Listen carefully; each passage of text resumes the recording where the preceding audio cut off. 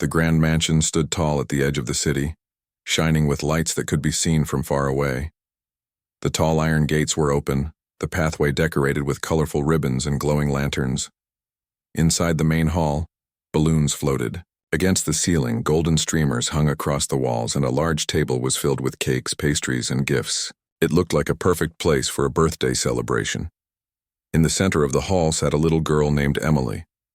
She was only 10 years old, dressed in a soft pink dress that her mother had chosen for her. A crown-shaped hairband rested gently on her head, and her blonde curls framed her small, delicate face.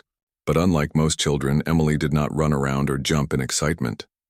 She sat quietly in her wheelchair, her hands wrapped around a little teddy bear she always carried. Her wide blue eyes sparkled with hope as she kept looking toward the door.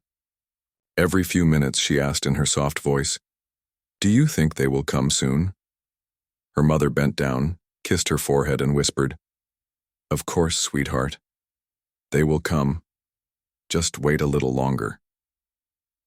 The truth was, Emily had been waiting all week for this day. She had begged her parents to send invitations to her classmates. She imagined her friends running in, singing happy birthday, laughing, and playing games with her. She dreamed of cutting the cake while her friends clapped, and of opening gifts while everyone cheered. She had practiced blowing out the candles again and again, even when no one was watching. This birthday was supposed to be special. But as the hours passed, no one came. The long table looked untouched, the games remained silent, and the music that played softly in the background felt empty.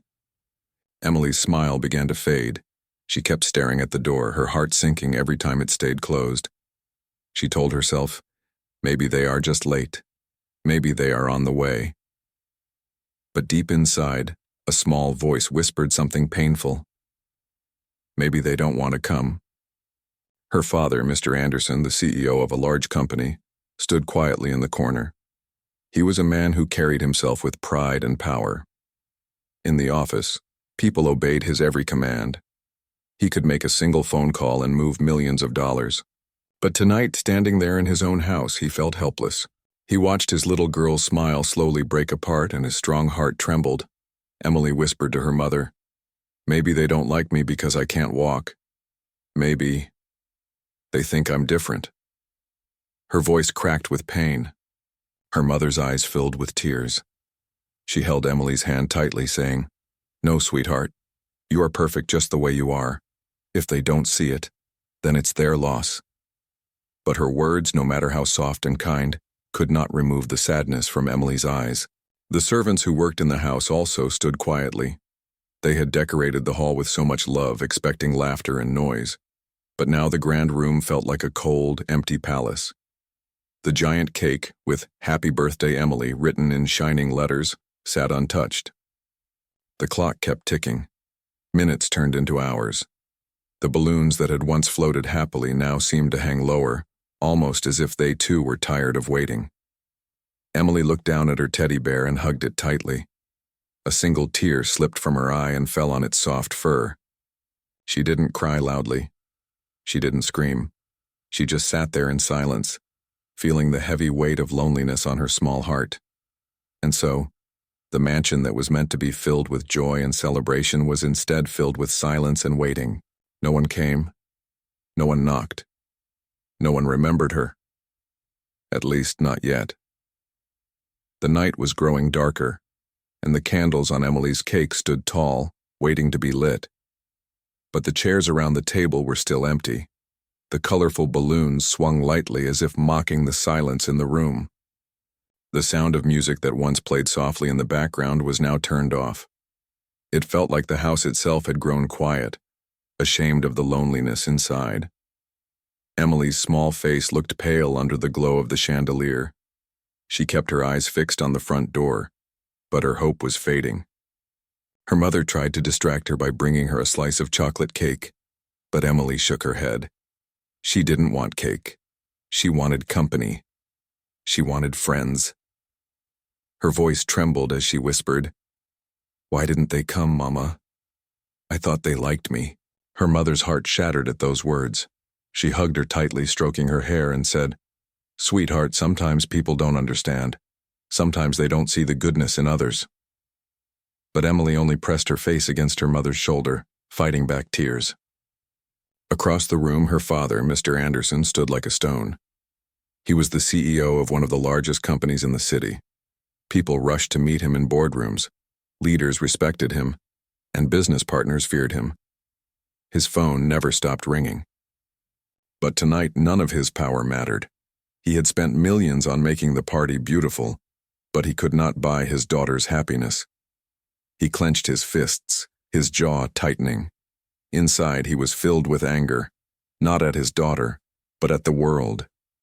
He had seen adults being cruel in business, but to see children being cruel to a little girl was something he could not bear. He wanted to call every parent, to shout at them for teaching their kids to ignore his daughter. But he knew that anger would not heal Emily's heart. Emily raised her head slowly and looked at her father. Her eyes were red from holding back tears.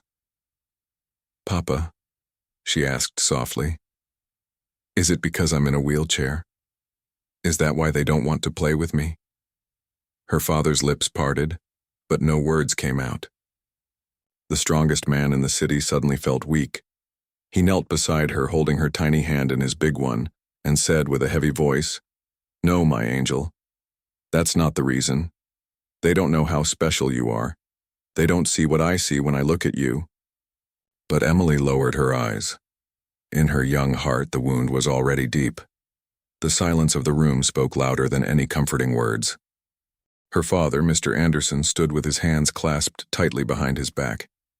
His face looked hard, but his heart was breaking. He had built skyscrapers, made deals worth billions, and earned respect from leaders around the world. Yet, at this moment, he would have given all of it away just to see his daughter smile again. But there was nothing he could do. Money could not buy kindness. Power could not buy friendship. The silence of the grand hall pressed down on everyone. The balloons, once floating cheerfully, now seemed tired and heavy, drooping toward the floor. The ribbons swayed gently as if sighing with the sadness of the room.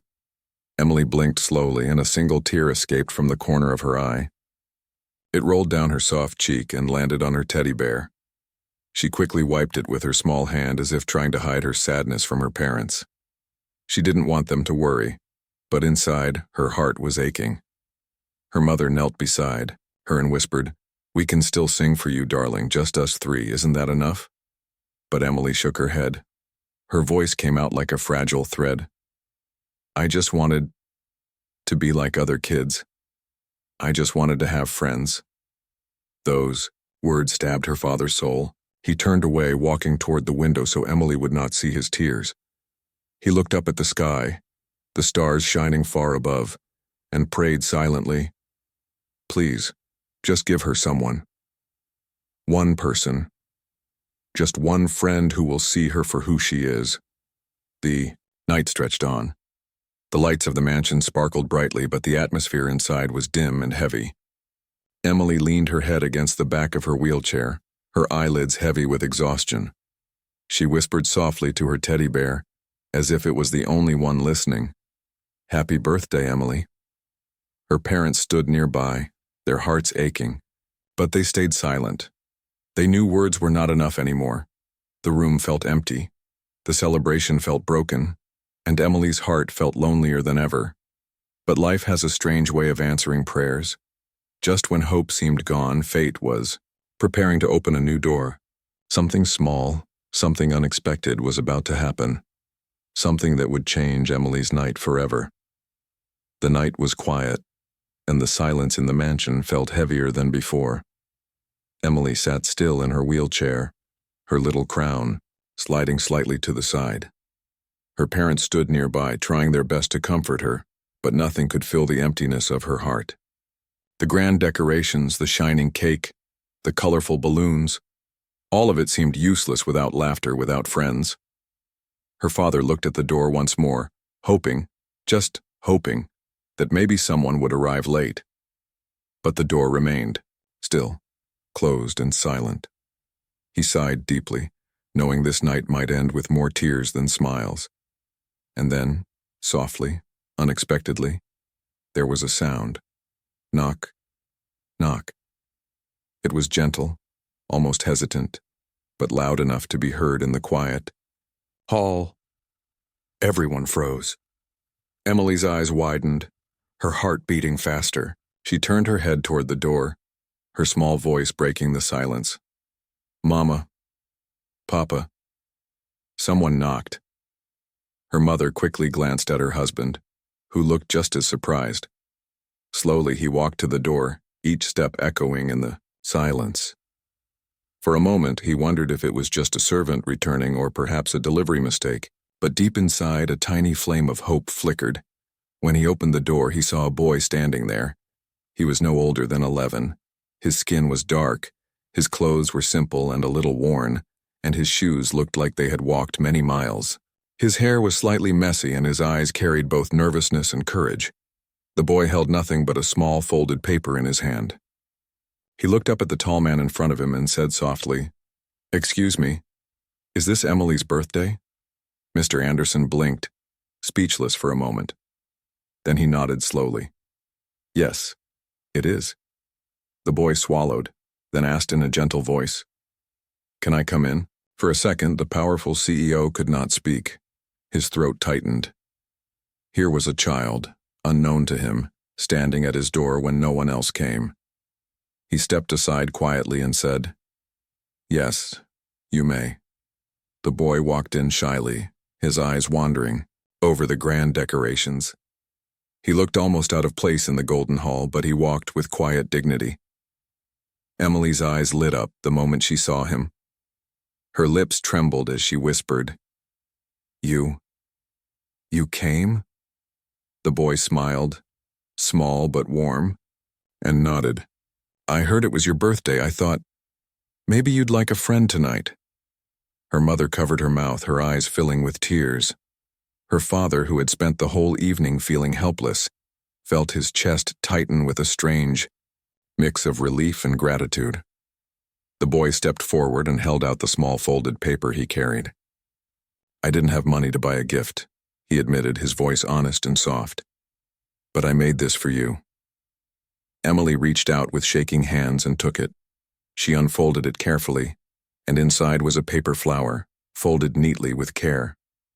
To anyone else it might have looked small, but to Emily it was the most beautiful gift she had ever received. She clutched it close to her heart, smiling through her tears. "Thank you," she whispered. Her voice was so full of emotion that even the boy looked surprised. "You don't know how much this means to me." The boy smiled again, this time a little brighter. "Everyone deserves a happy birthday." The heavy silence that had haunted the mansion all evening finally began to break. For the first time that night, Emily's laughter returned, soft but real. The paper flower in her hand felt more precious than all the decorations around her. Her parents exchanged a glance, one filled with awe. They had wealth, they had power, they had everything the world could offer. Yet it was this boy, who had nothing but kindness, who brought light back into their daughter's heart. And all it took was a small knock. The grand hall, once heavy with silence, now felt different. It was as if the single knock on the door had chased away the shadows. Emily's eyes sparkled with a light her parents had not seen all evening. She held the paper flower close to her chest, as if it were made of gold. The servants who had decorated the house walked quietly around, cleaning up plates no one had touched. They exchanged sad glances but said nothing. Even they could feel the emptiness pressing down on everyone. The clock struck another hour. Still, no one came. Emily's birthday crown slipped slightly to the side, but she didn't fix it. Her teddy bear sat in her lap, absorbing the tears that she didn't want anyone else to see. Her mother tried to smile and said, "Why don't we play a game together? Just the three of us?" But Emily shook her head again. "It's not the same," she whispered. "I wanted my friends. I wanted to laugh with them." For a long moment, no one spoke. The silence filled every corner of the house. Outside, the world went on as usual. Cars passed by, children played in the distance. But inside the mansion, time seemed frozen in sadness. Mr. Anderson walked to the window and looked out into the night sky. He whispered to himself, I can conquer empires, but I cannot conquer this loneliness for my child. His eyes grew wet, but he quickly wiped them, not wanting Emily to see. Emily leaned back in her wheelchair, her small shoulders slumped. She whispered one last question, more to herself than to anyone else. Maybe. I don't matter to them. And with those words, the silence in the grand hall became heavier than ever. But destiny had its own plan. For in that very silence, a gentle sound was about to break through, something small, yet powerful enough to change everything. The cake stood in the center of the table like a lonely king with no guests to celebrate him. Its white cream glistened under the chandelier, the candles waiting to be lit. But the only sound in the room was the ticking of the clock on the wall. Emily sat quietly in her wheelchair, her teddy bear still clutched tightly against her chest. Her small fingers rubbed its soft ear as though she was trying to find comfort in its silence. Her eyes were fixed on the cake, but her mind was somewhere else. She was thinking of her classmates, the ones she had hoped would be here. She remembered the day she gave them the invitations, her face glowing with excitement. Some of them had smiled politely, some had nodded, and some had not said anything at all. She thought maybe they were shy, but now she understood. They never planned to come. Her lips trembled as she whispered to herself, maybe they just don't want me. Her mother, sitting beside her, heard the whisper. She bent down and kissed Emily's forehead. Don't say that, sweetheart. You are loved. You are precious. But Emily only nodded weakly, not convinced. Outside the mansion, a group of children passed by on the street. They saw the decorated gates and heard the faint echo of music. One of them laughed and said, "That's the party for the paralyzed girl." Another replied cruelly, "Who wants to go to a party where she can't even play games?" Their voices faded into the night as they walked away, but those words seemed to slip through the walls and pierce Emily's heart like invisible arrows. She didn't hear them directly, but she felt the same truth in her loneliness. The world had a way of making her feel small, different, and unwanted. And she blew out the candles and everyone clapped, her parents, the servants, and Daniel. But the loudest joy was in her own heart. Daniel picked up a knife and gently guided it with her hands to cut the cake. "There," he said proudly. "We did it." Emily laughed, a sound so pure it brought tears to her mother's eyes. She fed the first piece of cake to Daniel, and he accepted it with a wide smile. Then he took a piece and held it out to her. "Happy birthday, Emily," he said. Warmly, "Happy, because of you," she whispered back. In that moment, the hall didn't feel empty anymore. It was filled with laughter, smiles, and something money could never buy. Real friendship. Her father stood in the corner, his eyes wet. He thought about the expensive gifts he had bought, the decorations he had arranged, and the invitations he had sent. None of it mattered. This boy, with nothing but kindness in his heart, had given Emily the only gift that truly mattered. A gift without price. The night that had begun with tears was slowly changing into something magical. Emily sat in her wheelchair with a smile that seemed to shine brighter than the golden lights above. Daniel, sitting beside her, had already made her forget the pain of waiting. It was as if his presence alone had filled the entire mansion with warmth. After they cut the cake, Daniel wiped a bit of cream from his lips and grinned. "That's the best cake I've ever had," he said honestly. Emily giggled, covering her mouth shyly. "It's special because you're eating it with me." Her parents exchanged a glance from across the room. For the first time that evening, they heard their daughter laugh. Not a forced laugh to hide her sadness, but real laughter that bubbled from her heart. It was a sound they had missed for so long. Daniel leaned closer and whispered, "Do you want to play a game?" Emily's eyes lit up. "But I can't run or jump," she said softly, almost ashamed. Daniel shook his head quickly. "You don't have to. We can play games that don't need running. I'll make one up." He looked around the hall, then picked up 2 balloons that were tied to a chair. He handed one to Emily. "Here's the rule. You have to keep the balloon in the air as long as possible by tapping it. No letting it fall." Emily's jaw dropped slightly. Then she smiled so wide it almost hurt her cheeks. "I can do that." Daniel tapped his balloon into the air, and Emily lifted her hands to tap hers. She missed the first time, but Daniel caught it and bounced it back toward her. Soon both balloons were floating up and down, Emily laughing every time hers slipped away, Daniel rushing to catch it and bring it back. Her mother clapped softly from the side. "Look at her," she whispered to her husband. "She's happy." Her father nodded, unable to speak. His throat was tight, his eyes wet. He had promised himself never to cry in front of others, but tonight he could not help it.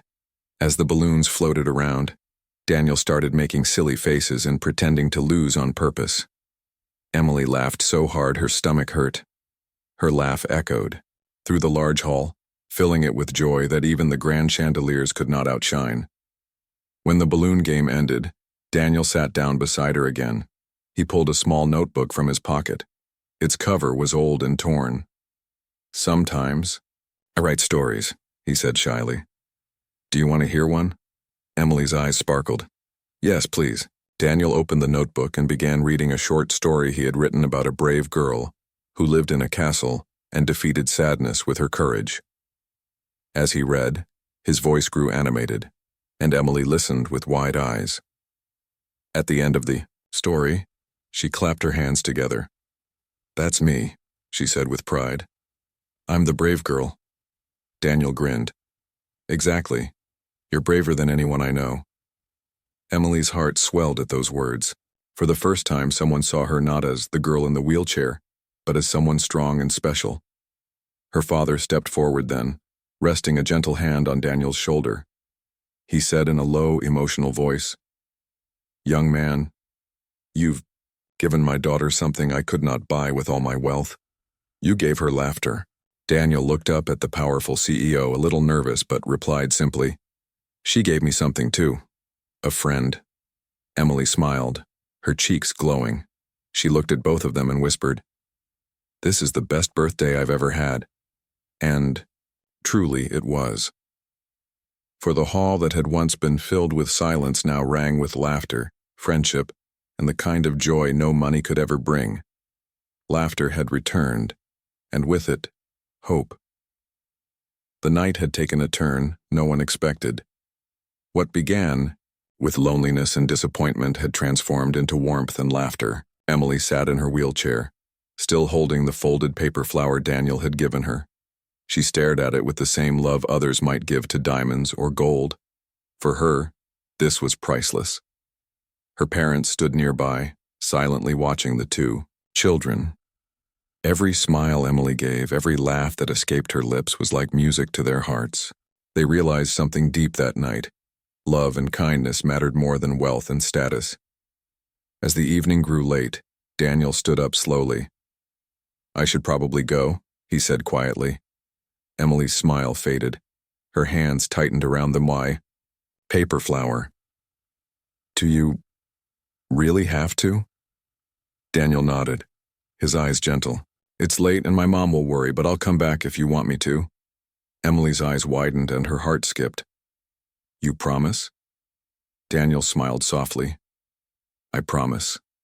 Her mother knelt beside Emily and whispered, "See, sweetheart, you do matter.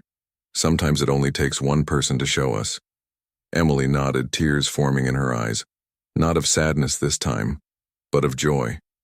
She reached out her small hand. Daniel took it without hesitation. Her voice shook as she whispered, "Thank you for coming. You made this my best birthday ever." Daniel squeezed her hand gently. "Everyone deserves a friend. Everyone deserves a smile, and you gave me one too."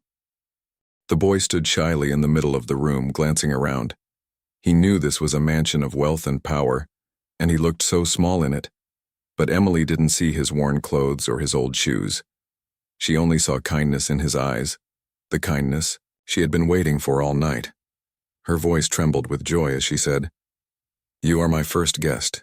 The boy smiled gently. "Then I am the lucky one."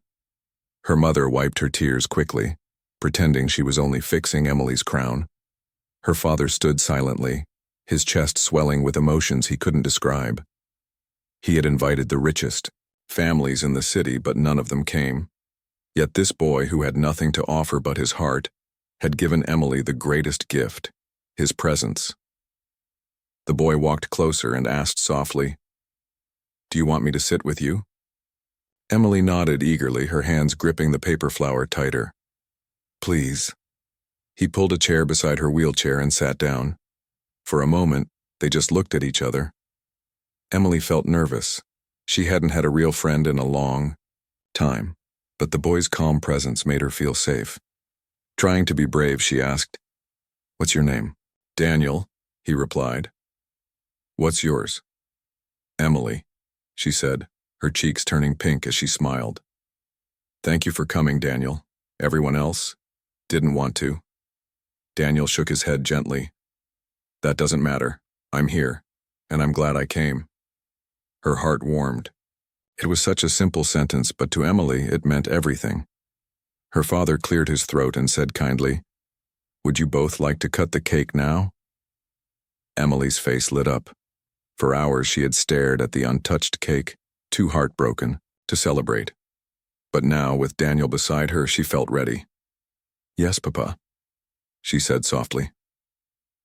The large cake was brought closer, and Daniel helped push her wheelchair near the table. Emily looked at the glowing candles, her small hands trembling with excitement. For the first time that night, she felt like it was truly her birthday. "Make a wish," Daniel whispered. Emily closed her eyes. She didn't wish for dolls or toys or even to walk again. She only wished for one thing: a true friend who would never leave.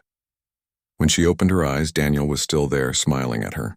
Mr. Anderson, the powerful CEO who had spent his life commanding respect and building empires, stepped forward. His voice was heavy with emotion as he said, "Son, you've given my daughter more than all my wealth ever could. You've given her hope." Daniel lowered his head humbly, unsure what to say. But the sincerity in the man's voice was undeniable. Emily's father placed his hand firmly on the boy's shoulder. "From today, you are always welcome in this home.